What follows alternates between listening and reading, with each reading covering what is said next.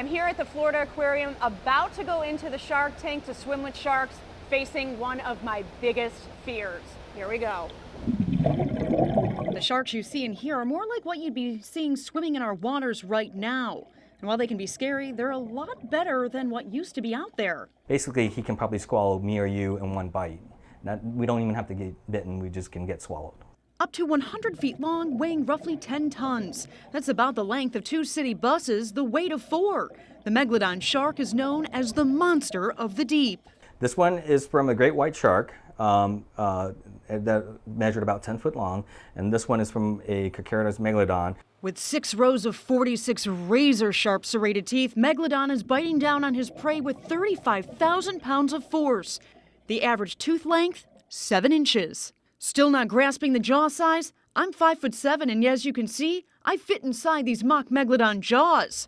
Appearing in international waters 17 million years ago, but evidence now shows megalodon used to be the boss of Bay Area waters 2 million years ago, particularly Venice Beach. What attracts to them is the food source, and so, like I said, the bay was shallow. Marine biologist John Than pulling this 6-inch megalodon tooth from 200 feet off the beach. Believed to be extinct because their food ran out. Or are they? Polynesian fishermen providing detailed accounts of a 100-foot man-eating shark they've nicknamed the Lord of the Deep.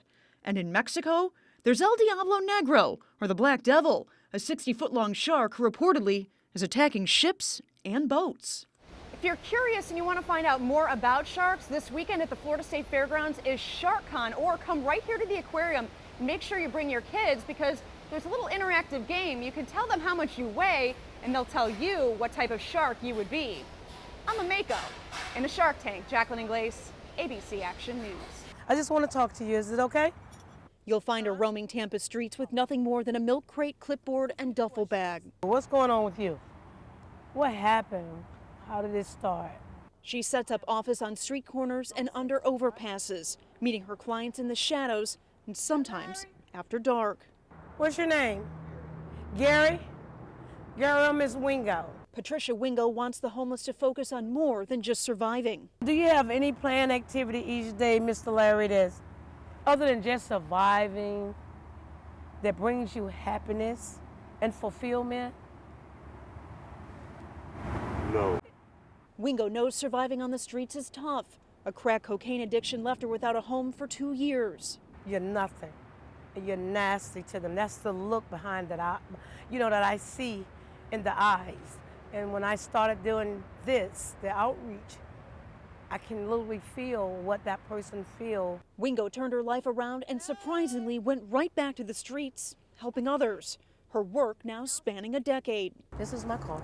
My name is Patricia Wingo. I'm outreach coordinator for the Tampa Housing Authority. She's found dozens places of their own to lay their heads at night. It takes her 2 weeks from the first time she meets someone in need to get them into their own home and get them a job, if they're willing. Paul accepted what Wingo calls her uplifting hand 7 months ago and is now living in this apartment. Didn't know if I'd make it another winter out there. Wingo's work and mission doesn't end here.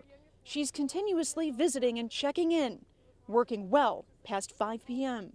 Anything you need, you know, to call me. In Tampa, Jacqueline Ingles, ABC Action News. I don't know what I'm going to do without Lulu. Sorry, I don't know.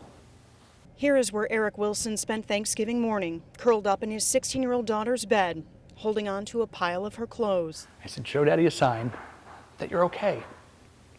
And I sat there with my eyes closed, and it was almost like a darkness and in the distance a bright light.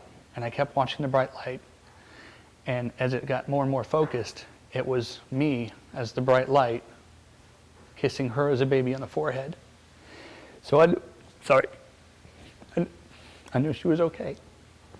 Ashley Wilson, a girl who loved the color pink and had the ability to make anyone laugh, won't get to join her family at the dinner table tonight or ever again.